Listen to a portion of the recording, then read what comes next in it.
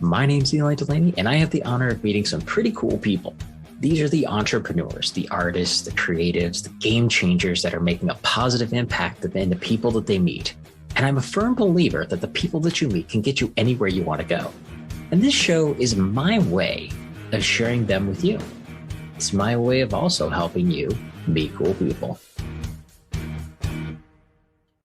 All right, welcome back, everybody. Eli here, and we are back with another Meet Cool People show. Today, I have a great new friend. We have just gotten connected in just the last few months, as with a lot of the people on this show, because I've got a very big network that I've built into with Success Champions. I actually met Kim Laughlin, who's today's guest, and I met her through Success Champions.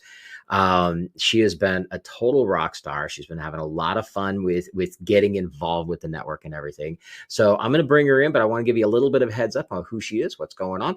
She's a former director of HR. She's the owner of Cultural Apex Coaching. She works to improve cultures by working with leaders to create teams that actually love Mondays, which is kind of an important thing if you're going to actually have team members. So Kim, thanks for coming and hanging out today. Thank you for having me. Glad to be here. Awesome. So tell us a little bit of, you said, your bio says that you started as a director in HR. Kind of where did that come from? What was that like? Yeah.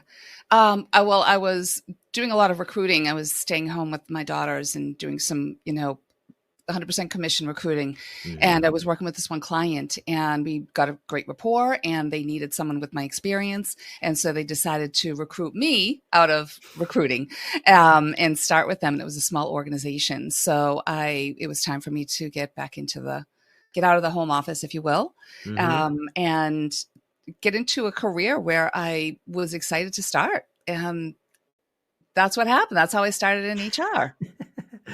Yeah. So if you were in recruiting before, what was it that drove you to that? Because I'm always curious about what is it that leads people to the journey that they're on. And so when you got into that whole HR arena, where did that come from? Was it just you fell into it, or did you have something specific that led you in that direction? That's a great question. I've always been a psychology nerd, if you will. So in school and college, they were easy A's for me. And I just love to understand people, even as frustrating as they can be. And it was just one of those things where recruiting kind of fell into my lap because it was an opportunity through a friend of a friend. And I really enjoyed it. I got to speak to so many people, got to meet so many people. Back then, we didn't do a lot of Zoom, so it was more in person and over the phone. And it really sharpened my skills on how to get to know people so that they were good fits for the places they were going to work. And back then, I didn't know it, but as I moved forward, it was, really find a fit so that if you're going to be doing work and going to work Monday through Friday all day, why not do something that you love and have it be a good fit for the organization and the culture in which that organization has? So there's always a lot of questions with my clients, like, what is it like when they go to work on Monday and, through Friday, and kind of leaders do you have? Are they growth oriented? All that stuff, which I found more important as the actual candidates that I was talking to. Because if I couldn't find a fit for that culture, or if the culture wasn't something that I could recruit for, I knew when to make some certain decisions with that. So it was so important for me to and I excelled in it. And I thought it was a wonderful way of making a good living and a good difference. Nice. And I it's really funny because I think it's just been the last few years where company culture has become the buzzword, right? It's what's really stood out. And a lot of times people are looking for the culture more than the paycheck. I mean, obviously they got to get paid, but yes, that's a big decision for people nowadays. How does that, how have you seen that evolution come into play? How has that been for you? Because you've been in this for a while. Mm-hmm. How is that making a difference, and how are corporations that you've been working with in the past and, even now in your business, which we'll get to in just a second, how is that portraying, and how are the executives, the top leaders going, okay, yes, this is important, or are they doing it kicking and screaming? Yes. So yes and yes. Okay. Okay. And the reason why there's a little bit of kicking and screaming, and I say this all the time, and I think it's a little bit it's a little impactful for people to hear. Behavior and the effects of the behavior in the workplace is not a line on the P&L. But what happens is the ripple effect of poor leadership. I say poor leadership, and not because it's intended by the person, but they just don't know how to kind of create a collaborative team or really kind of nurture relationships. So when there's issues with leadership or issues within the team that isn't taken care of, because behavior absolutely overrides skill set. And I'm going to take a step back and even say that people can love what they do, but if they don't like who they work with or for, they'll always be looking. They'll always be that peripheral, like what else is out there. However, if they love whom they work with or for, they'll do work that they don't necessarily love because it's about the people. They get to go to work and be with people that they like and enjoy and be friends with, or whatever the case may be. So that's really what it comes down to. Right. I think that's a really good way to explain it. So it's like we really should love what we do. We really should. Yeah. But of course, just like all of us, you and I are both in that entrepreneur world right now. There's a whole bunch of stuff I really don't like doing in my own business. Yeah. So, you're never going to have that perfect day of I love everything that I do all the time kind of situation. True. However, it's good to know, the majority of it, and we're in the vocations that we love. But you're right in that fact that the people you work with have got to be pleasant. You got to have fun with it and enjoy their community. As a great Right. example, I was actually talking to this guy last night. You and I were talking a little bit, so having a conversation with a gentleman out of the UK last night, and we got talking about one of my previous clients that we did amazing work for. Like when we started working with him, he was doing pretty good, but he was, a little bit okay. And then we tripled his sales. But I ended up having to fire him, and I had to stop working with him because of the fact he was just not pleasant to work with. And so, even in whether it's entrepreneur or as an employee, you've got that, or even as an employer, you don't want to hire somebody that's not a good fit because they're miserable and not fun to be around. And so I love the way you describe that, because I think it's so important for people to realize this is what culture really is. This is what we're talking about here. So, fast forward to today. Now you've got your own company, Cultural Apex Coaching. Yes. Tell us a little bit about what was that transition like, and what are you doing for people now? When I was HR director, I started very quickly. I started as I thought it was going to be more tactical role. Well, I quickly realized it was not. And nothing against the organization, but it was a very toxic cultural environment. And they just didn't know what they didn't know. And I quickly realized how I needed to switch from doing and fixing what was happening. And so it was beyond just a handbook and compliance and hiring and letting people go, or whatever the case may be. So what I did was I did some research and realized that we needed a lot of leadership training and development. I looked for vendors, and I spent a good year really focusing on making sure that the managers had what they need for skill set for leadership. So 10 years passed. Things went great. I knew it worked. And it wasn't this big, huge hurdle. It was just getting people to get out of themselves and realize what leadership really is about and embracing that. And so when it was time to make the decision to go, the company was trying to scale to sell. And I said, don't take me with you, because every HR meeting I've been to, I'm hearing the same stories. I'd like to take it on the road so I can go out to other organizations and at least try to get their employees to, their leaders and their employees to embrace, being at work one way or the other. And there's so many other preventable ways of making sure that that happiness does happen. And I knew I could do it. And it was just right in the wheelhouse of what I was interested in. And it's been 12 years, and I go into organizations and just work with the leaders, get them into a leadership mindset and fix some of the things that are going wrong. Sometimes it's a performance improvement plan why I'm brought in. Some organizations are ahead of it and they want to be a little bit more on the preventative side. So I have a mix of everything, and I'm happy to say that, I'm able to do on-site, virtual, whatever the case may be. It's up to the organization, and they're always open to it. And it's such a wonderful journey with each one. And as they start to get better at their leadership and enjoying the relationships that they have with their team, not having to deal with issues and HR all the time, they're actually enjoying going to work on Mondays, which is my mission. Right. That is awesome. I love it. I love the way you describe that. And so with that, it brings up a couple questions. Let's think about like the smaller businesses. Mm, We don't think about HR, right? right. We're talking maybe either a solopreneur with even a solopreneur with a couple of VAs, or somebody who's got a business that's like 10 or less employees. A lot of times Yeah. HR is still the furthest thing from our minds with this stuff. But that process of having that company culture and creating a great work environment, things like that, are really, really important. So what are some of the first things that we need to be looking at right out of the get-go as we start growing our teams that are important to pay attention to? So outside of making sure you have people that have the skill set to do the job, just to kind of on your point, Eli, the smaller organizations are the ones that suffer the most because they don't have the either the budget or the bandwidth to have a full-time HR person. I always say you should have a membership in an HR organization. I know many. If someone wants to reach out to me, I can help find that, because you always want someone to reach out to you and make sure that you're following the laws, because they do change, and you want to make sure you're covered that way. But a lot of organizations that are smaller, what I always say is create the culture that you want to go to work in. So if you have a few people, and these are the ones that have the hardest time because they have the fewer employees, so it's not as absorbed into the organization if you have a trouble employee. And if one person leaves, there's a lot of work that needs to be covered by other people. So there's a little bit more stress when it comes to things like that. And so they need a lot of support and coaching around that stuff. So I work with people and I just say, okay, how do you know your team? Are you meeting with them one-on-one? And they go, oh, I don't have time to meet one-on-one. And I said, you really need to. You got to get to know your team, know what makes them tick, understand their skill set.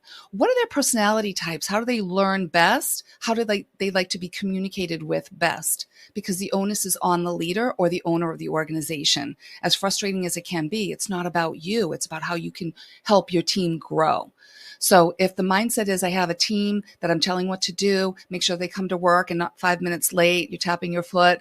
I get all those things are important, but you want to make sure that you get to know them as individuals. And I always say you don't have to really love them, but you do have to understand them so that you know if it's a fit for your organization, and are they there long term? Do they have goals and inspirations to do what you want them to do and thrive within the company?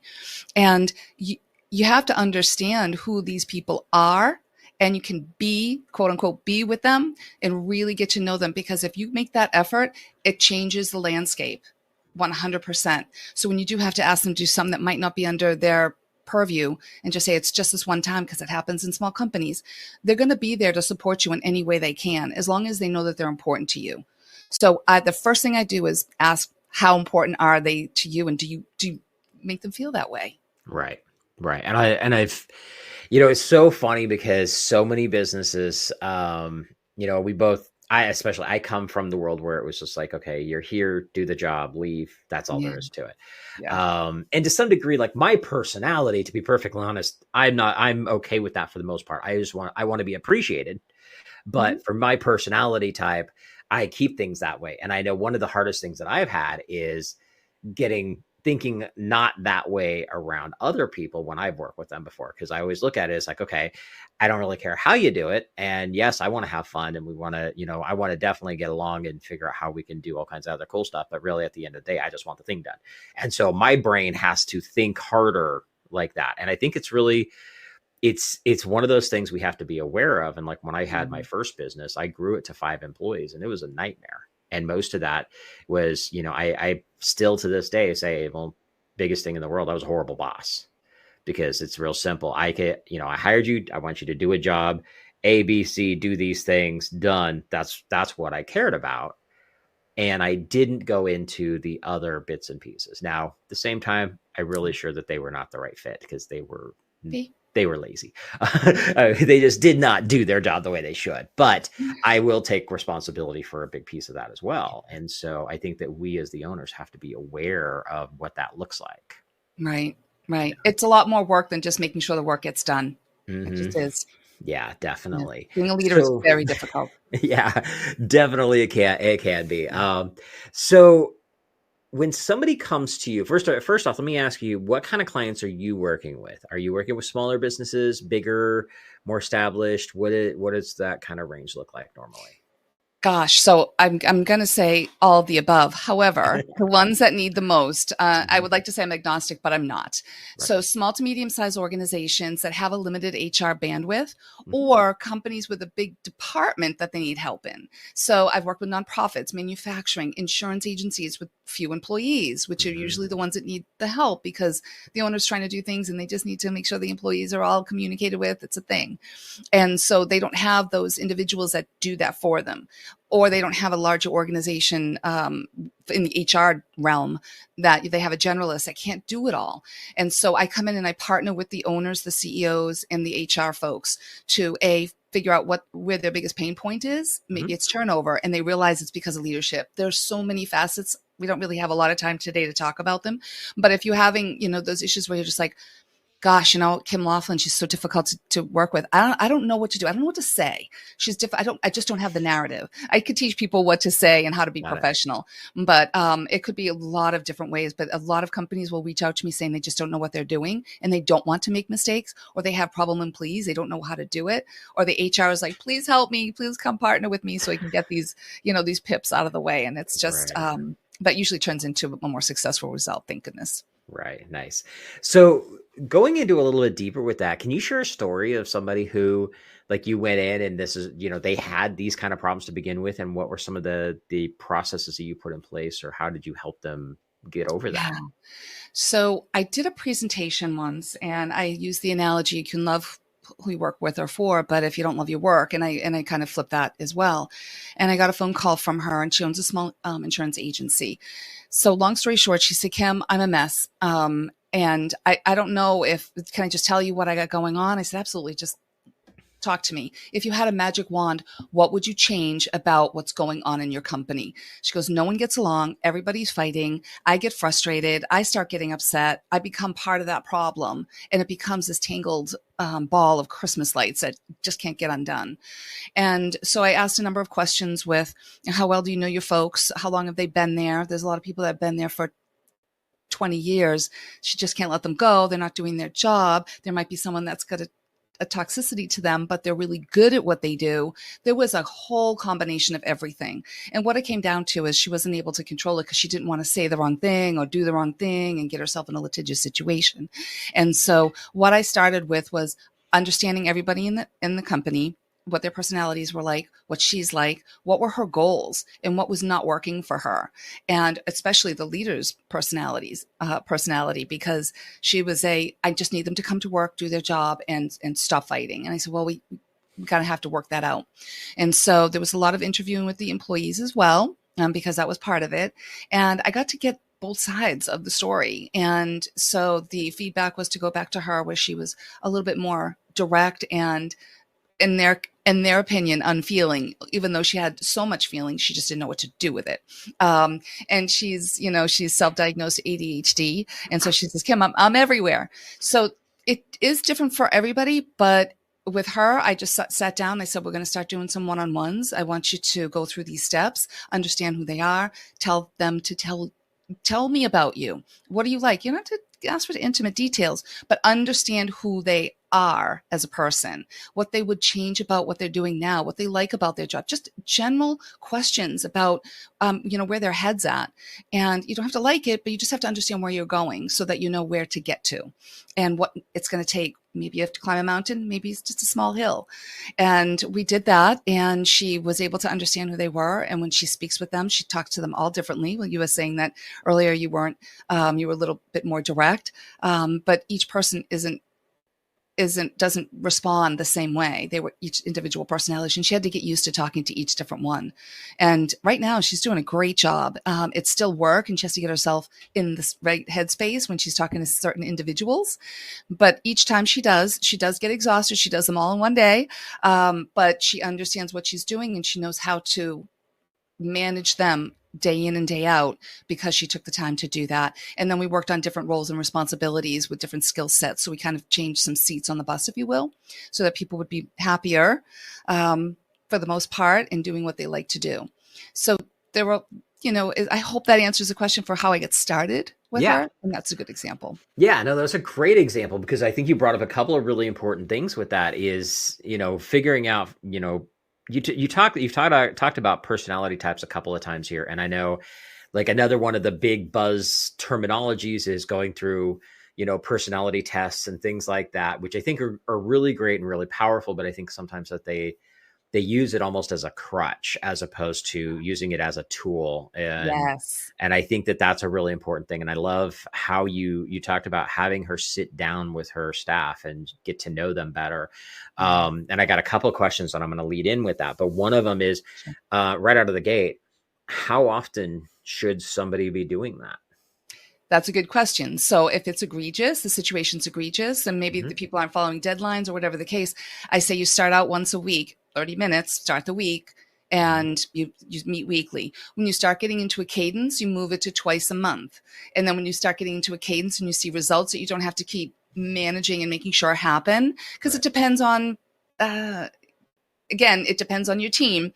If you Right. have a productive team, you don't have to do it as often, but they Right. still need to meet with you and talk to you and get their opinions out. They want to make sure that they're doing well, or there shouldn't be any surprises in these meetings. Should be a working document as a little segue into doing performance evaluation, so that they don't turn into these horrible situations where you're just filling it out just to do it as a formality. And Right. so everybody feels heard, understood, knowing why they have to do something, why they can't do something, or where where their aspirations are within the organization. You get people to open up and be more honest and transparent, and that's really the goal. Yeah, very good. I like that. And that leads me to the next piece with it because it's actually two questions that I'm going to have. One is when you're having these conversations, you're talking about finding out what their aspirations are. What do they want to do down the road? I think people get a little sketchy when they hear I want to start my own business or I want to do this other thing and it has nothing to do with the position you're hiring them for. What's an attitude shift that as an owner we should be having differently with dealing with that kind of situation? You know what? If is this in the hiring situation is what you're asking, Yeah. okay. So Yeah. whenever I hear that, I think it's a good motivator to understand that they're ambitious. If they want to own their own company. I mean, someone said to me the other day, I wish they would love this. I wish they would just come in and do backflips. I'm like, they won't. It's not your company. Hmm. Um, but if you have someone for 5 or 6 years and they're being honest with you, I would rather know, no surprises, right? And you Right. can say, this is great. I'd love to teach you what you want to know, but you have to, it's reciprocated by, showing up and doing your job and thank you for knowing that maybe you won't be here after 5 years and I can at least plan around that. Now that's rare for people to say, I will say, but Right. they'll say, I want to learn as much about this organization as I possibly can. I want to be part of the growth. I want to be a contributor that's meaningful. They'll use all the words that I can go, okay, that there's some motivation, but you'll find out and once they're hired and Right. if their productivity matches their words. But yeah, I mean, it's a wonderful thing to hear some ambition. I prefer that. I love to actually be the listener and not the talker all the time when I'm interviewing. Yeah. Well, and you said something kind of important that was going to lead me to the next question I already had was, as you know, a lot of times with small businesses, we do become super reliant on a individual for a Mhm. specific thing when we need to have that backup plan and we need to have, the basic concept of cross training, get other people as they're involved with it. That way, if something ever does happen, you're more prepared for it. It doesn't shut down the doors. And I think that for me personally, I think that also opens up the opportunities for somebody who may not be ready for that yet to kind of start learning and realizing, oh, wait a minute, I kind of like this stuff, which then if that key person ends up leaving, whether it was good or bad, Right. that second person can step up because they're already halfway there. And I think that that's one of the things that even as smaller businesses, we need to think about that. We need to make sure that we have those checks and balances in place. It, so part of a course that I offer is strategic planning, and that is part of Mhm. it. So if you don't think it is because you're kind of living in the day and in the moment, just remember, what if my COO or my lead, whatever, is going to have to be out on leave for a month. We don't know what life brings to the table. Right. And we always we don't want to be completely afraid, but we want to make sure we're prepared. Like you said, with the backup, it may not go as perfect, but at least you have something. And so I always say you got to cross train to a degree. Even with the small organizations, it's so important to do that. Yeah. And I will be honest with you, with the larger organizations, they do it less because there are more people that they can pull from. So I, with the small organizations, especially because it is a big void when that happens, and it's happened to my clients, and going to happen to one of my clients, is okay, if they're no contact because of their situation for 3 to 4 weeks, what does that mean to you? And I get the, and so, okay, plan for that now. Let's do that. It doesn't have to go perfect, but let's plan for it so you're not completely on the outs. It's about prep and making time for that. Yeah. Nice. Yeah. I like it. And that's something I think, I'm kind of surprised that you said that the bigger companies are less likely to do that. I would think that they would have been more, because they would, first off, they have a bigger pool to pick from to cross promote or cross train people. But also you'd think that they would know better by now, because a smaller guys is like, we know we need to, but some of them don't. They don't even think about that until it's too late. And now they lose a key person and their entire business just shuts down. Yeah. And I've had that happen to me before.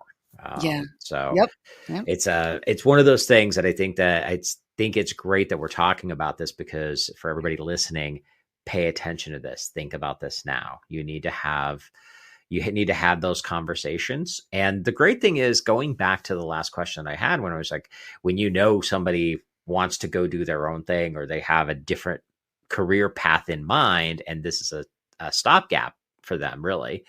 And it could be a long stopgap, it could be 5 years, 10 years, whatever. But when that, it's okay to say, okay, we are going to have somebody down the road, but for now, we're going to make this work. And then you just plan around it. Right. And, you may turn around and in that 5-year mark, find out that person, they decided not to do that because they love working here so much. It's happened. Yeah, it's happened. Yeah. I don't have to like it, but I don't want any surprises. I would rather know, unless it's a present from me. Yeah. But it doesn't mean you have to like it. You just have to know, and that's okay.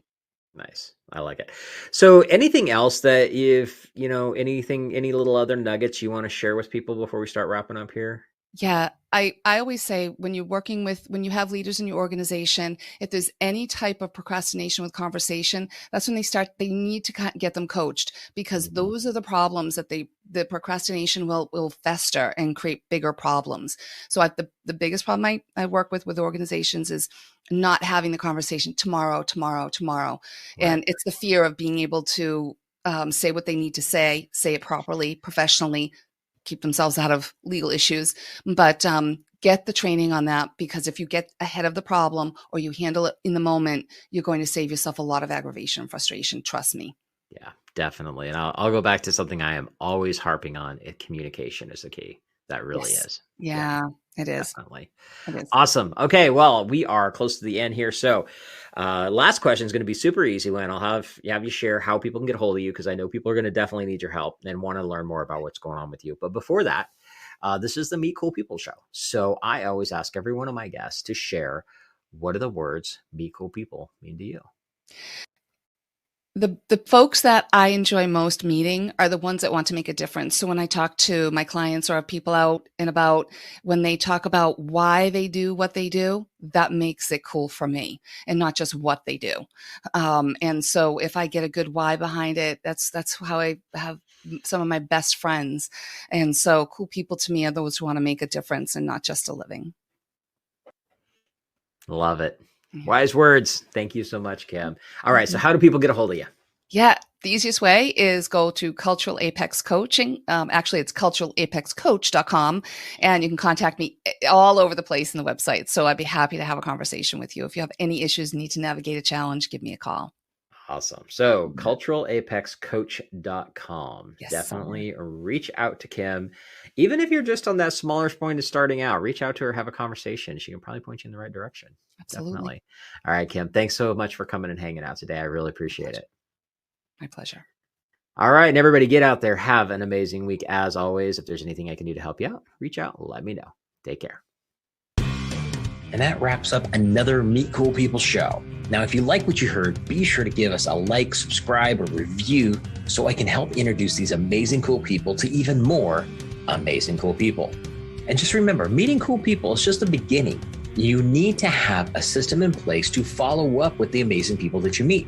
This is exactly what we do for our clients. If you'd like to see if my team and I can help you, go to followuprockstar.com and check out the case study video to see exactly how we're helping our clients turn casual connections into cash clients for life. Again, go to followuprockstar.com and we'll see how we can work together to turn you into a follow-up rockstar.